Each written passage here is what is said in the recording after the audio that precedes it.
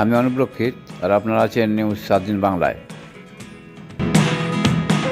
শক্ত করে আইনের শাসন পরিচালনা করতে চাইছেন আর মানুষকে সুরক্ষা দিতে চাইছেন।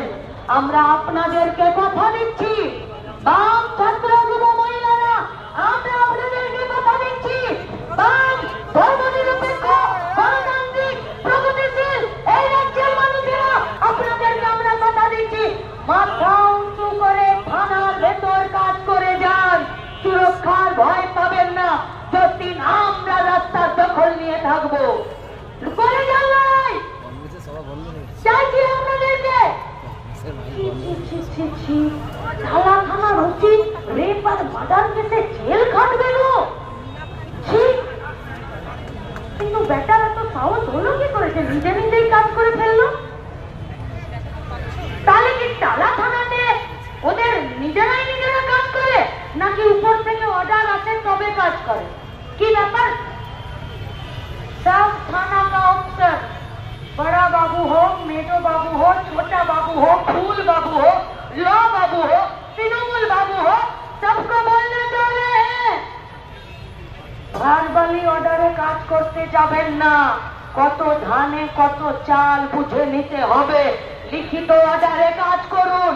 কারণ যে আপনাকে ফোনে অর্ডার দিচ্ছে সে তো একটি ঘরে বসে যাবে, আপনাকে মুখ লুকিয়ে হসপিটালে দাঁড়ে দাঁড়ে টালা থানার ওসির মতন ঘুরতে হবে।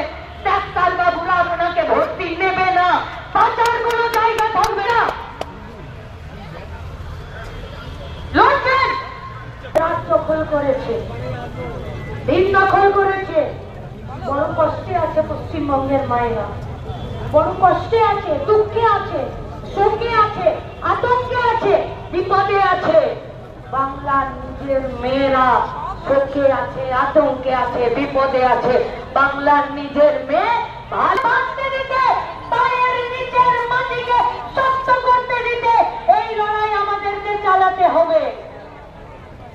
মর্গে ডেড বডির সাথে সহবাস হবে, তার ফোন ভিডিও কোটি কোটি টাকায় বিক্রি হবে।